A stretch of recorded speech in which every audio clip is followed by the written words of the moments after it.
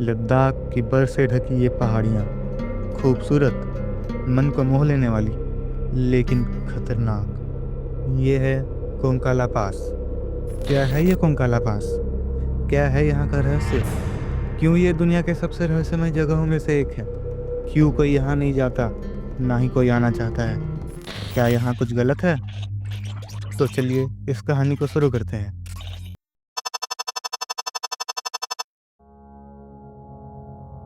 2013 की एक रात, नोएडा के दो दोस्त और एक ऐसा इनकाउंटर जो उनकी ज़िंदगी हमेशा के लिए बदल कर रख देगा। रात का समय था।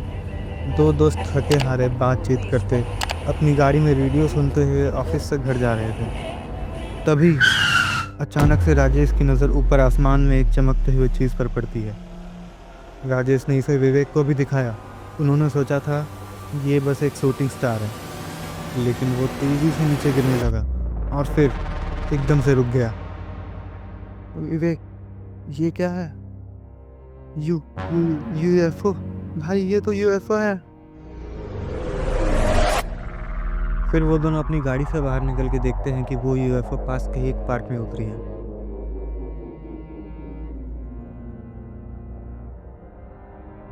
वो लोग धीरे धीरे उस पार्क की तरफ बढ़ने लगते हैं। उन्होंने उस यूएफओ को पास से जाके देखने की कोशिश की। उन्होंने देखा कि वो यूएफओ वहीं पार्क में ही खड़ा था।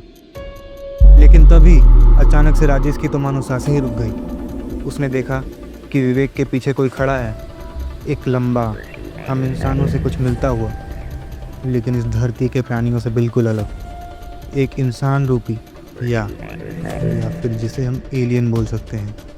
राजेश ने कांपते हुए बोला, विवेक पीछे मुड़ कर देख। जैसे ही राजेश ने पीछे देखा, राजेश बिल्कुल हक्का बक्का रह गया। वो सांस ले रहा था, लेकिन उसके मुंह से कोई हवा नहीं निकल रही थी। उसने हाथ उठाया और फिर एक चमक।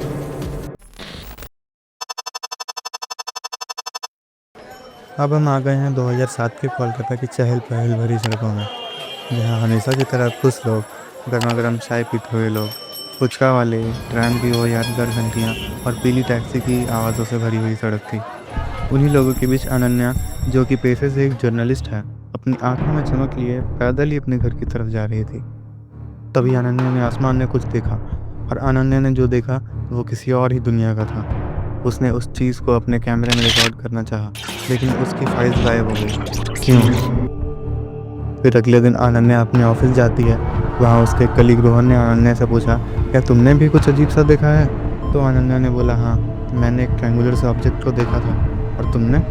हाँ, मैंने भी एक मेटालिक जैसा दिखने वाले प्राणी को देखा है, जो बिल्कुल नोएडा में देखे हुए प्राणी के जैसा था। क्या ये सब कनेक्टेड था? उन्होंने कोंकाला पास के बारे में सुना था कि वहाँ भी ऐसा ही ऑब्जेक्ट्स दिखते हैं। ज़रूर वहाँ कोई बड़ा राज छुपा है। हमें इस राज को दुनिया के सामने लाना होगा, इसलिए हमें इसके बारे में और रिसर्च करनी चाहिए। क्या एलियन सच में यहाँ थे, या फिर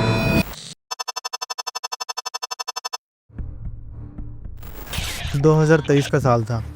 अर्जुन और उसके साथियों ने कोंकाला पास का राज जानने का फैसला किया। उन्होंने सुना था कि यहाँ पर यूएफओ साइटिंग्स होते हैं, और कुछ लोगों ने एलियंस को भी देखा है। अर्जुन अपनी टीम को बोलता है, यहाँ पर कोई नहीं है, ना ही कोई जानवर, ना ही कोई इंसान, बस एक सुनसान खामोश जगह। लेकिन हमें पता है कि यहाँ कुछ है, कुछ जो हमें नहीं पता। कल सुबह हम इस जगह का पूरी अच्छी तरह से सर्वे करेंगे। अभी सो जाओ, कल का दिन लंबा है। वो लोग सो रहे थे, लेकिन अचानक से उनके पास एक बहुत जोर की चमकदार रोशनी होती है। ऊपर देखो, वो वापस आ गया था।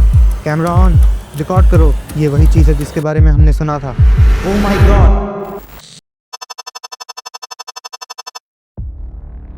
वो सभी लोग खुद को अचानक से एक बहुत ही बड़े, एक बहुत विशाल से केव में पाते हैं। वहाँ पे बड़ी बड़ी मेटालिक मशीन्स, और उस केव के छत पर कुछ अजीब से सिंबल्स नज़र आ रहे थे। ये कोई नेचुरल केव नहीं थी, ये एक एलियन बेस था, और वो यहाँ काम कर रहे थे। तभी उनमें से एक एलियन उनकी तरफ देखता है, और अर्जुन जोर से चिल्लाता है, भागो, यहाँ से भागो, जल्दी भागो।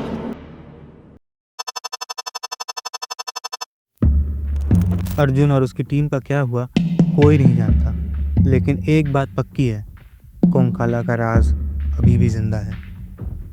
अर्जुन ने अपने एक्सपीरियंस को अपने डायरी में लिखा और उसने फैसला किया कि वो इस राज को दुनिया के सामने लाएगा, लेकिन उसने कभी भी इस बारे में कुछ नहीं बताया। क्या वो डर गया था या फिर उसने कुछ और ही सोचा था? आज भी कोंकाला पास एक रहस्यमय जगह है। कोई नहीं जानता वहाँ पर क्या है। क्या वहाँ पर एलियंस का बेस है या फिर ये सब बस एक सपना है?